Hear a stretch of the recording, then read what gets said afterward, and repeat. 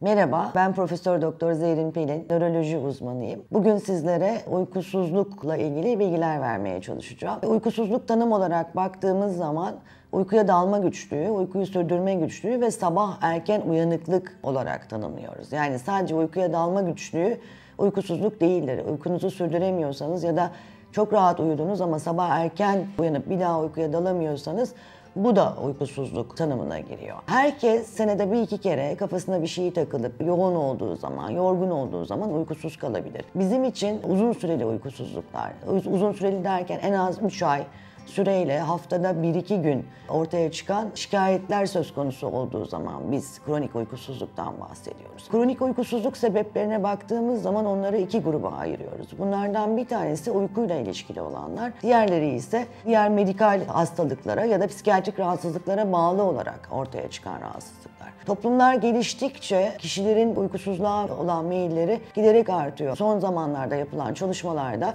Türkiye'de bu oranın yaklaşık %15'lerde olduğu bildiriliyor. Peki insanlar neden uyuyamıyorlar? Yani huzursuz mu oluyorlar, çok gergin mi oluyorlar, uykuya dalmalarını engelleyen ya da sürdürmelerini engelleyen faktörler nelerdir? En sık gördüğümüz uykusuzluk nedeni genellikle anksiyeteye, depresyona bağlı olarak ortaya çıkan uykusuzluklar.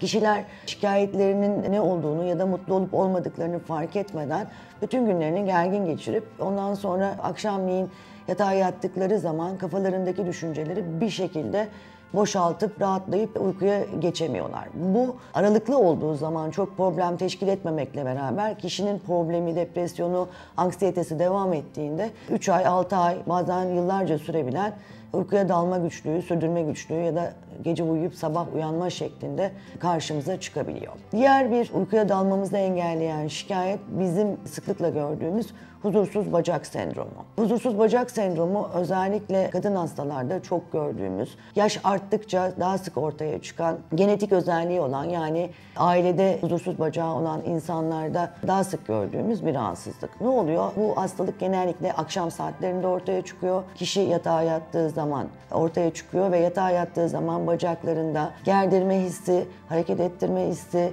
ayağını nereye koyacağını bilememe, arasına yastık alma, sallama gibi faaliyetlerin yapıldığı, hatta uykuya dalmasını iyice engellediği zaman kalkıp yataktan dolaşmayla giden bir bozukluğumuz. Genellikle romatolojik bir rahatsızlık olduğu düşünülür. Bunun için sıklıkla tedavi edilmeye çalışılır ama uykusuzluk çok belirgin hale geldiği zaman ortaya konabilen ve çok rahatlıkla da tedavi edilebilen bir bozukluk. Daha sonra en sık gördüğümüz uykusuzluk sebebi bizim fibromiyalji adını verdiğimiz, boynumuzda, sırtımızda sertliklerin olduğu, halk arasında kulunç olarak bilinen bir rahatsızlığımız. Bu genellikle çok gergin insanlarda, masa başı çalışan, bilgisayarda çok yoğun çalışan insanlarda sıkça gördüğümüz bir şey. Sırtta elimize gelen yoğunlukların olması, vücudun ağrılı noktalarının olması bizi tanıya götüren muayene bulgusudur. Ancak uykuya baktığımız zaman uykuda fibromiyajinin getirdiği çok temel bir özellik vardır. Gündüz uyanıkken gördüğümüz beyin aktivitesinin uykunun içerisinde olduğu gibi saldırmasını görürüz biz. Dolayısıyla fibromiyajisi olan hastalar ne uyuduğunu bilirler, ne uyanık olduğunu bilirler. Bütün geceyi yatakta geçirirler, uyur uyanık vaziyette.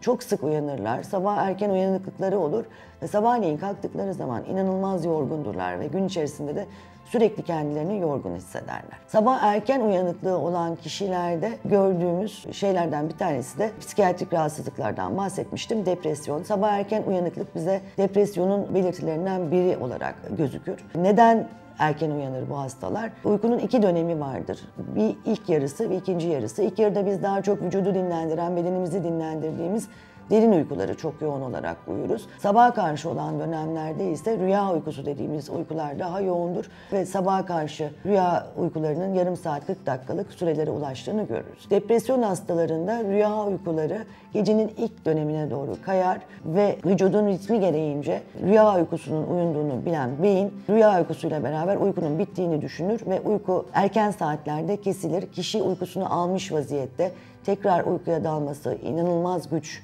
olacak şekilde gecenin bir vakti uyanır. Dolayısıyla biz uykusuzlukları değerlendirirken kişinin uykuya ne kadar daldığına, gece içerisinde ne kadar uyandığına, sabah kalktığı zaman dinlenip dinlenmediğine, kabus görüp görmediğine, kendisini nasıl hissettiğine, gerginlik olup olmadığına bakarak karar veriyoruz. Uyku skorlamalarını yaparken de kişinin uykuya dalış süresine, gece içerisindeki uyanıklık sayısına, uykunun, derin uykusunun, rüya uykusunun yeterli olup olmadığına bakarak uyku hastaları hakkında, uykusuzluğu olan hastalar hakkında bilgi sahibi olabiliyoruz. Uykuya dalma güçlüğünüz varsa, uykuyu sürdürme güçlüğünüz varsa, sabah erken uyanıklığınız varsa ve kendinizi yorgun, uykusuz, gergin hissediyorsanız, ertesi gün işinizi sürdürmekte zorlanıyorsanız ve bu iş 3 aydan daha uzun bir süredir devam ediyorsa sizin uykusuzluğunuz, kronik uykusuzluğunuz var demektir.